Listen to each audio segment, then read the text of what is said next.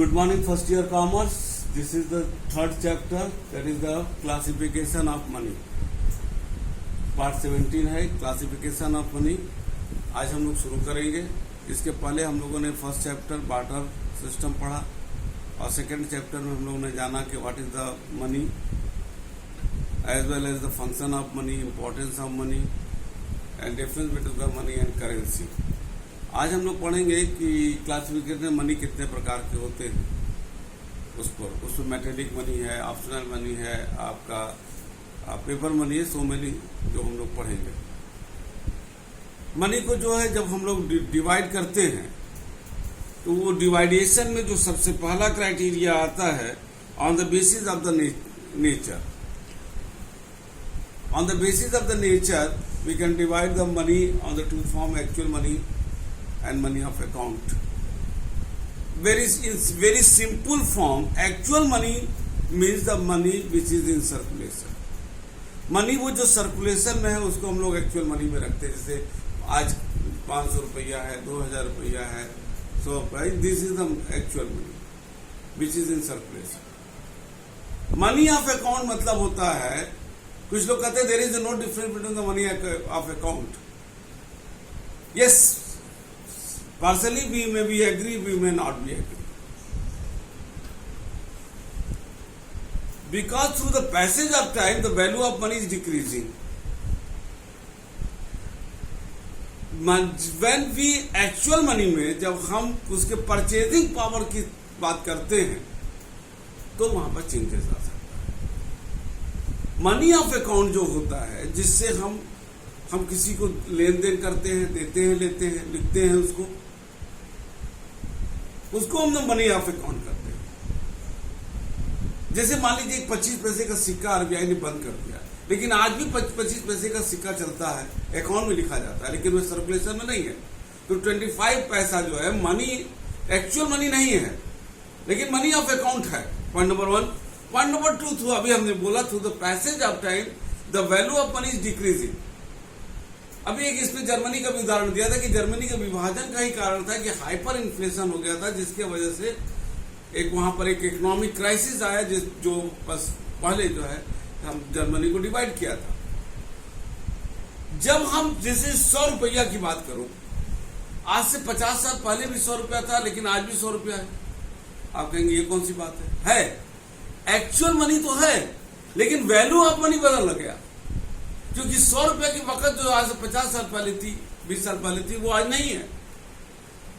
तो जब actual money को जब हम परचेजिंग पावर से कहते हैं तो वो हो जाता मनी ऑफ अकाउंट. तो मनी ऑफ अकाउंट 2 पॉइंट से होगा. एक तो when we compare the actual money with its purchasing power.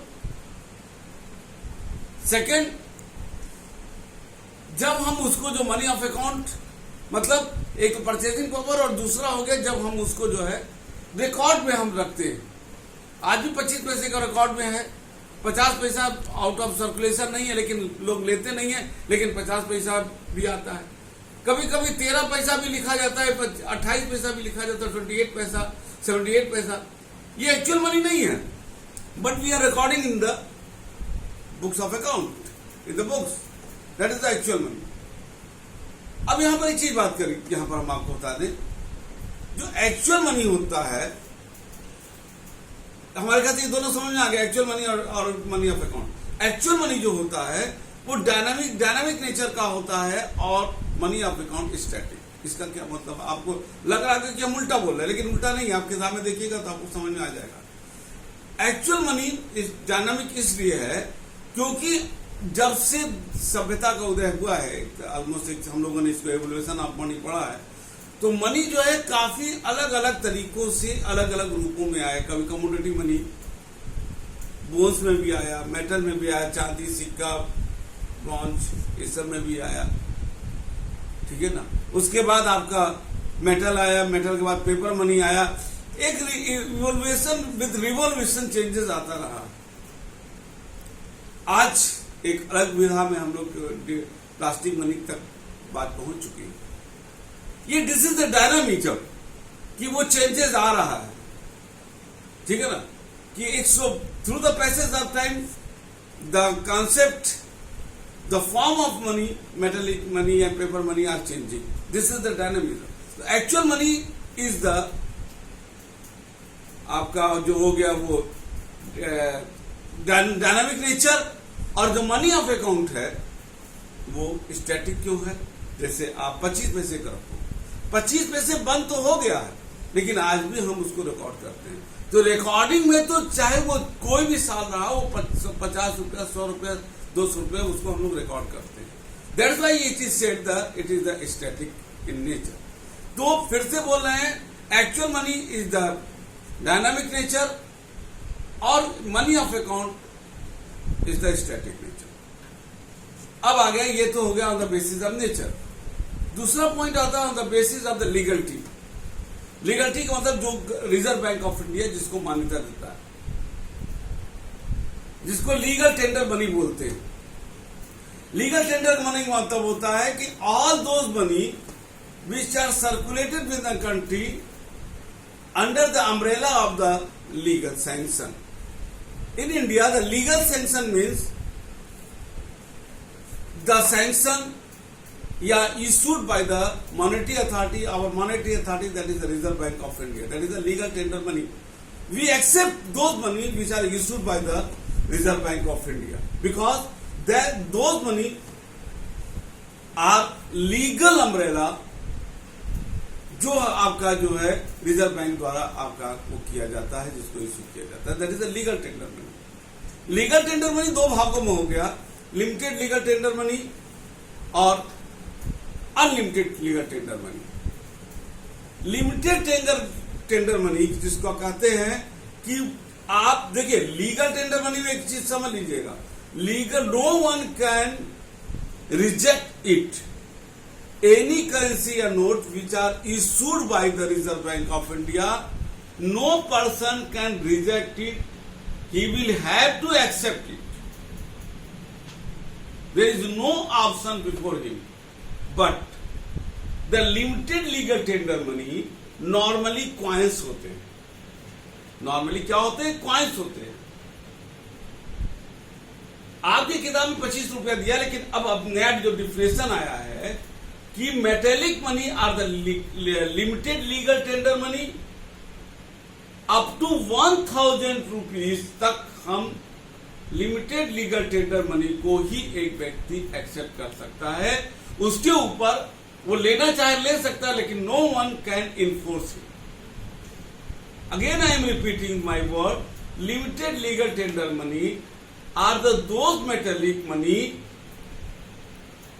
ठीक है ना, which are issued by the Reserve Bank of India, and up to rupees 1000 a person can accept it without any hesitation.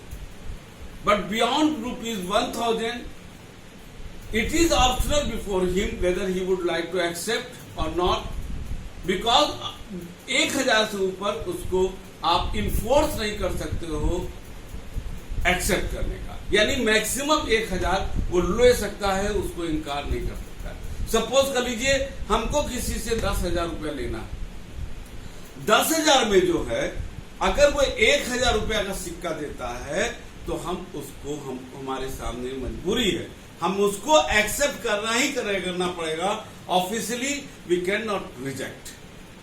उसके ऊपर जो है आप जो है अदर टाइप ऑफ मनी जिसको कहते हैं unlimited legal tender money. Unlimited legal tender money का मतलब होता है कि आप beyond any limited up to any extent a person can accept it, he can not reject it, there is no option before him to accept it up to any limited. That is the unlimited legal tender money. तो हमने बताया कि जो क्या कहते हैं metallic money होता है वो लिमिटेड हो गया है, अदर मनी जो भी होगा अनलिमिटेड होगा। जैसे मैंने अभी एग्जांपल दिया कि 10,000 रुपया अगर हमको किसी से लेना है तो आपका जो है 1,000 रुपया तक वो सिक्का, अब बाकी उसके ऊपर 9,000 का जो है अनलिमिटेड लीगल टेंडर मनी के रूप में वो ले लेगा। तो आपका नॉर्मली जो करेंसी हो गया वो आप देखोगे जितने भी करेंसी है वो अनलिमिटेड लीगल टेंडर मनी में आ जाते हैं। ठीक है ना। अब 1 लाख रुपया है तो 1 लाख रुपए में 99,000 तो हमको अनलिमिटेड बिल में हम ले सकते हैं, लेकिन 1,000 रुपया जो है हमको कॉइन्स में, मेटल में हमको मिल सकता है, जो हमारा लिमिटेड लीगल टेंडर। तो हमारे ख्याल से आपको समझ में आ गया कि what is the actual money and what is the actual money and money of account. और सेकंड लीगल पॉइंट में आ गया कि it is the limited legal tender money, जो दो भागों में हो गया, लिमिटेड लीगल और अनलिमिटेड लीगल। अभी जैसे जो 16 नवंबर 2016 को जब प्राइम मिनिस्टर आए थे, उन्होंने कहा था कि अब आप अगर वो उसको स्पीच कहीं सुनने को मिलेगा तो आप देखिएगा, उन्होंने कहा था 8 बजे के उसमें, जब उन्होंने 500 और 1,000 नोट को सिस्टम से विड्रॉ किया था, तो उन्होंने कहा था 500 रुपया और 1,000 रुपया अब लीगल टेंडर मनी नहीं रहा। यही वर्ड उन्होंने यूज किया था। अगर आपको कहीं से वो मिल जाए, आपको रिकॉर्डिंग आप सुन लेना। उन्होंने कहा कि अब आज रात 12 बजे से 16 नवंबर 2016 जो आया था, उन्होंने कहा रात 12 बजे से 500 रुपया का नोट और 1,000 रुपया का नोट जो उस समय चलता था, अब लिमिटेड लीगल टेंडर मनी नहीं रहा। जब हम उन्होंने कहा कि लिमिटेड लीगल टेंडर मनी नहीं रहा, तो इस मीन की रात को 12 बजे से वो आउट ऑफ सर्कुलेशन हो गया। तो लिमिटेड जो लीगल टेंडर होता है, वो एक तरह से कहा उसका परचेजिंग पावर होता है, और क्योंकि उसके पीछे उसकी लीगलिटी होती है, यानी कि 12 बजे के बाद वो 500 रुपया और 1,000 का नोट एक मृत समान हो गया, एक डेड बॉडी हो गया, क्योंकि उसकी आत्मा जो थी, क्योंकि रिजर्व बैंक ऑफ इंडिया ने उसका जो लीगल टेंडर का जो मान्यता था उसको ले लिया, वापस ले लिया।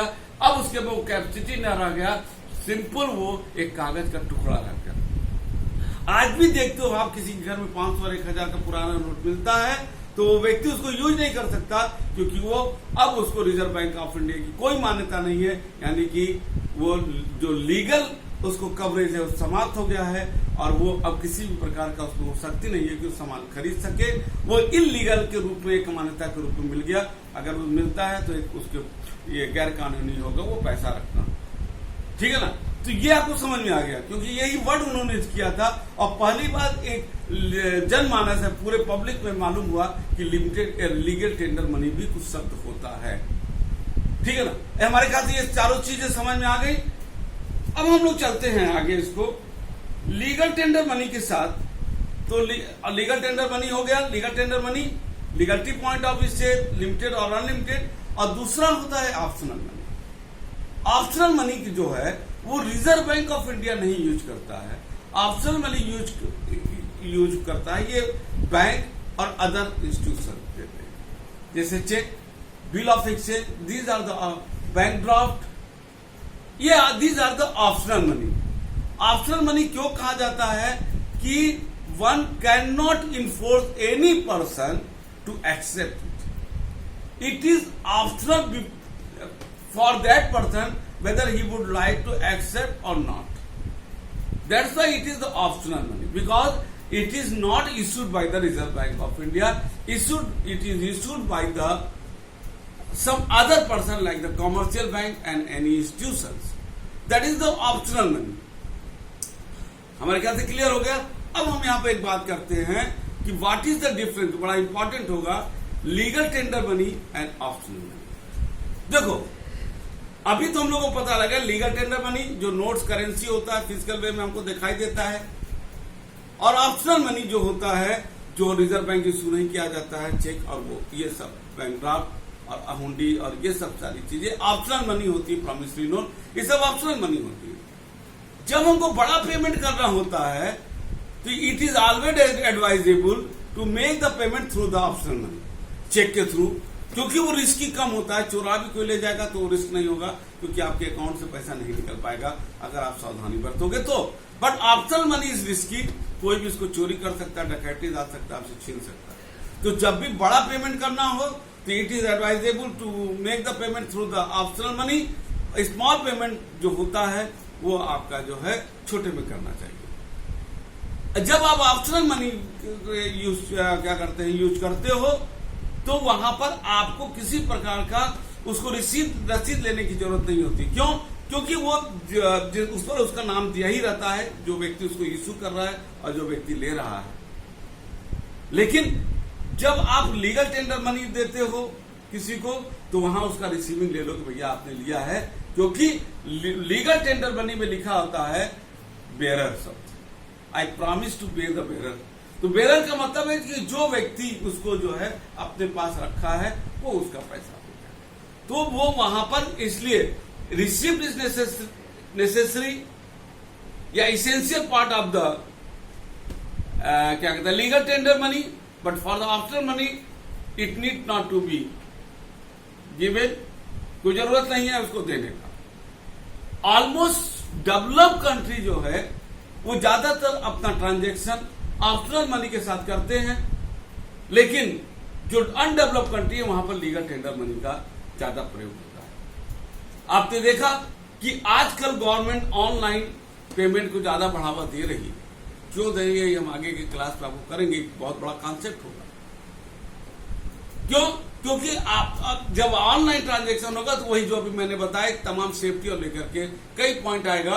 कुछ पॉइंट ऐसे भी होते हैं इकोनॉमी के जो हम अभी आपको बता नहीं सकते, because this is the initial class, ठीक है ना। तो वहां पर जो है जब आफ्टर मनी डेवलप कंट्री में ज्यादा प्रयोग होता है, जबकि अनडेवलप में अब ये जो है आप जो है क्या कहते हैं लीगल टेंडर का।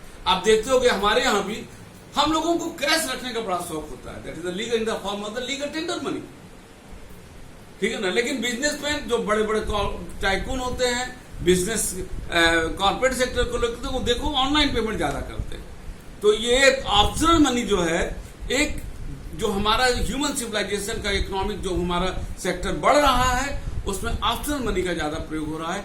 आप भी देखते हो तमाम सामान मंगाते हो तो ऑनलाइन पेटीएम या चेक से या किसी भी तरीके से आप उसको पेमेंट करते हो जिसमें कैश ट्रांजैक्शन नहीं होता है, जबकि इसमें जो छोटा पेमेंट होता है ये उसमें हम लोग ये करते हैं।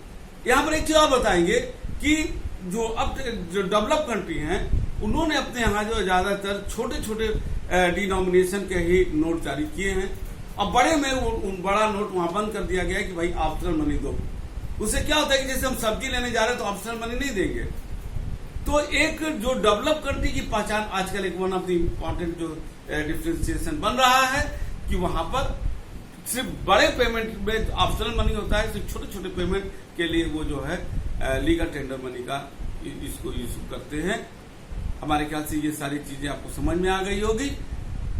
ये पहला लेक्चर था। आगे के लेक्चर में हम लोग पढ़ेंगे स्टैंडर्ड मनी क्या होता है, टोकन मनी क्या होता है, हमारा मनी क्या होता है, और पेपर मनी के बारे में भी हम लोग बात करेंगे।